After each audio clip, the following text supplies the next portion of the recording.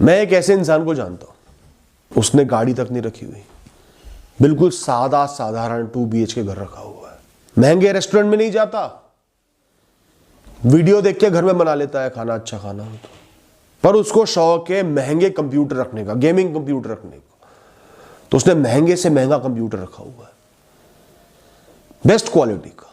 कोई भी इलेक्ट्रॉनिक खरीदता है बेस्ट क्वालिटी का खरीदता है, क्योंकि उसको इस चीज का पैशन है और वो खुश है अपने जीवन में। ऐसे ही मैं एक लेडी को जानता हूं, उसको ट्रैवलिंग का बहुत शौक है, इनकम कम नहीं है, लिमिटेड है पर कम नहीं है, वो कैब्स में घूमती है, सिंपल जीती है, पर साल के 2 या 3 ट्रिप बाहर के उसको करने ही करने किसी नई जगह की, वहां से ढेर सारी तस्वीरें यादें लेकर आती है और अपने जीवन में खुश है। लोग टॉन्ट करते हैं कि सबने गाड़ियां ली हो, तूने गाड़ी तक नहीं ली हुई, कैब में घूम रही है, उसे फर्क नहीं पड़ता, उसे पता है मेरा ये पैशन है, मैं उसमें पैसा डाल रही हूं, रिटर्न नहीं आ रहा पर डाल रही हूं, मानसिक संतुष्टि मिल रही है, खुशी मिल रही है, उसके लिए बहुत है। ये है अमीरी, ये है शो ऑफ दोस्तों। ये है मेरा मतलब कहने से कि गरीब दिखो पर जियो अमीर की तरह, जियो मुक्त खुश। ऐसा नहीं कि लोगों को दिखाने के लिए महंगी गाड़ी ले ली, महंगा फ्लैट ले लिया EMI पर जीवन भर की, और घुट घुट कर जी रहे हो, जिस चीज का असली में पैशन है उसको पूरा नहीं कर पा रहे। बच्चों की फीस के लिए भी 10 बार सोचना पड़ता है हर महीने। दोस्तों, लोन तब लेना जब अगर बुरा वक्त आकर पड़े, आप उसकी EMI ना भर पाओ तो आप उसको एक मुश्त चुका पाओ, वर्ष से वर्ष उस चीज को बेचकर चुका दो। कभी भी ऐसा लोन मत लेना कि आप उसको चुका ही ना पाओ, बुरे वक्त में फंस जाओ चारों तरफ से।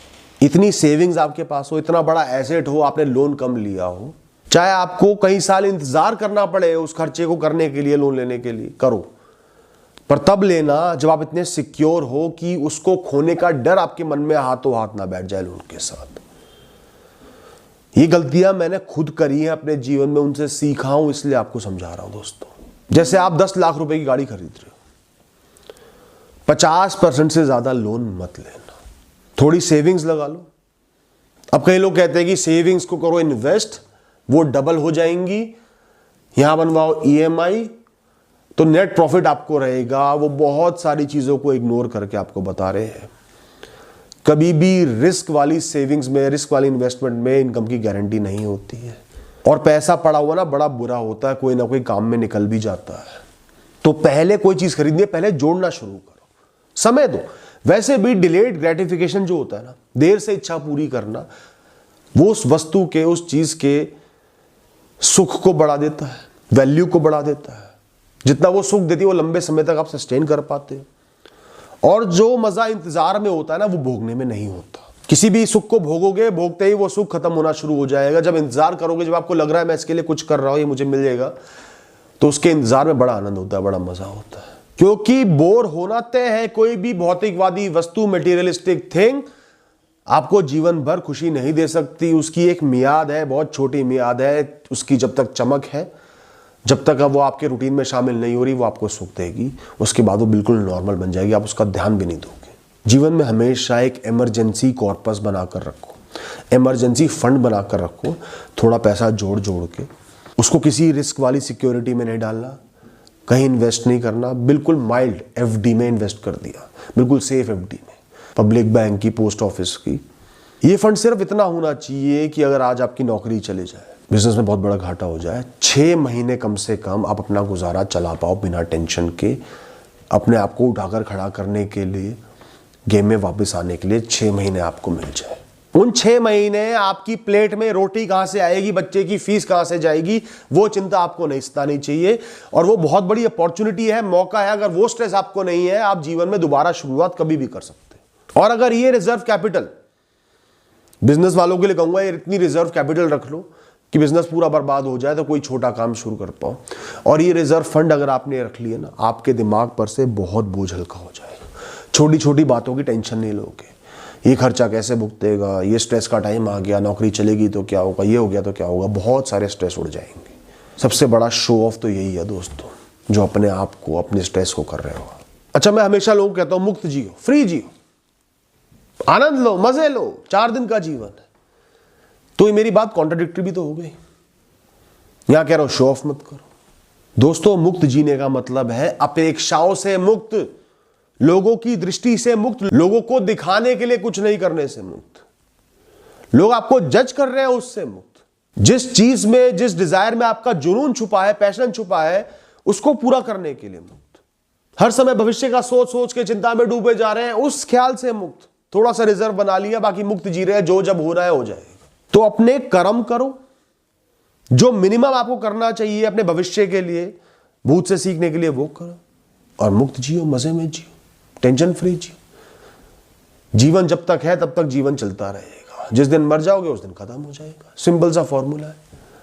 जितना सोच लो, जितनी टेंशन ले लो, हर घाटे से रिकवर कर जाओगे, हर लॉस से आप आगे बढ़ ही जाओगे, क्योंकि जीवन चल रहा है, जीवन का प्रवाह चल रहा है, कुछ ना कुछ कर ही लोगे। इतना भरोसा खुद पर रखो, अपनी ऊर्जा पर रखो, बात खत्म।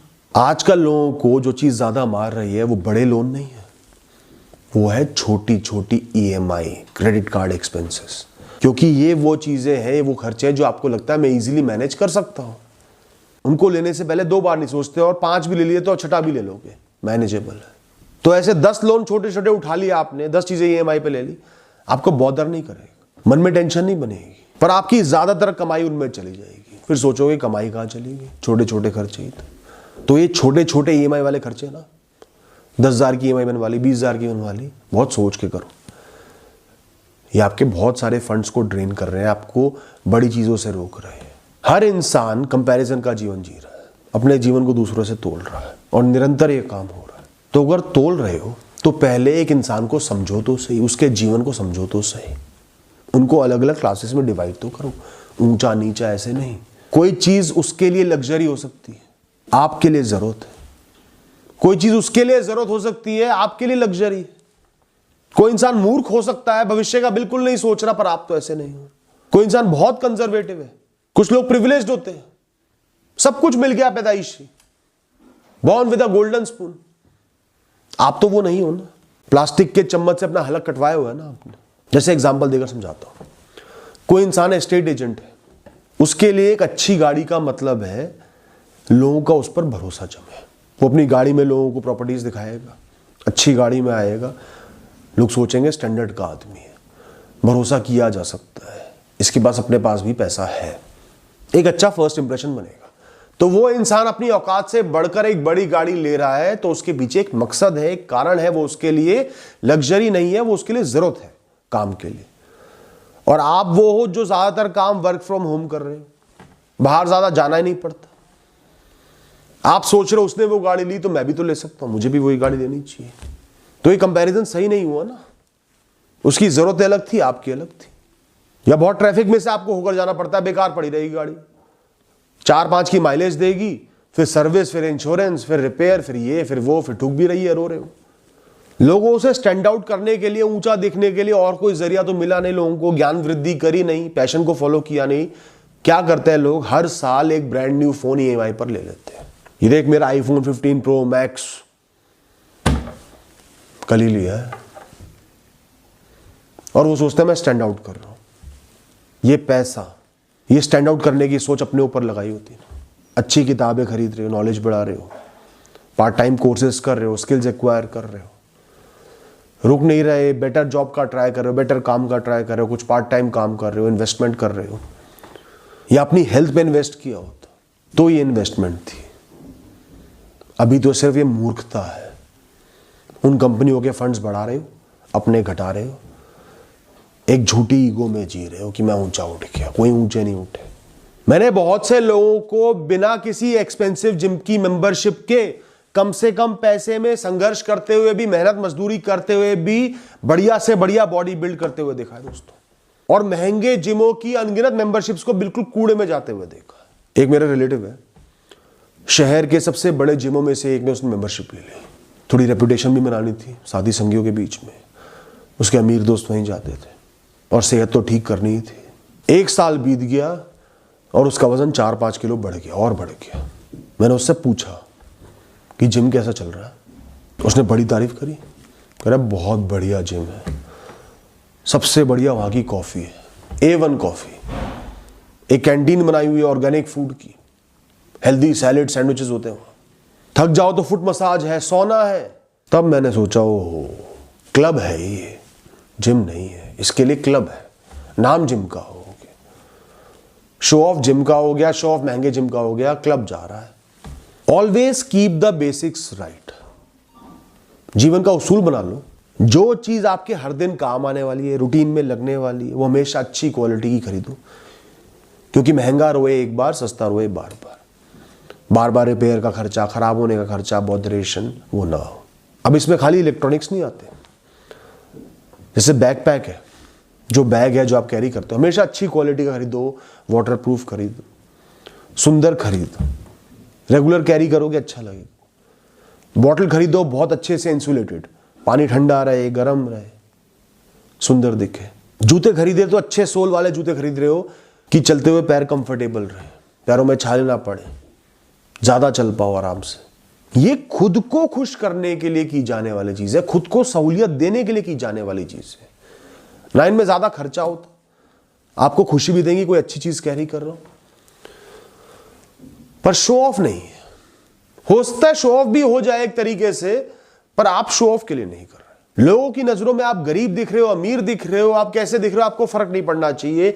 ये इस वीडियो का मकसद है, ताकि आप अपने जीवन को सुधार पाओ। वरना लोग क्या करते हैं, मैंने लोगों को ऐसा भी करते देखा है, महंगा फोन खरीद लिया 1-1.5 लाख रुपए का, फटे हुए जूते पहनने पड़ रहे हैं, पुराने बैग को कैरी करना पड़ रहा है, बेसिक्स को सुधार नहीं पा रहे मजबूरी में, क्योंकि वो फोन खरीद लिए दिखाने के लिए।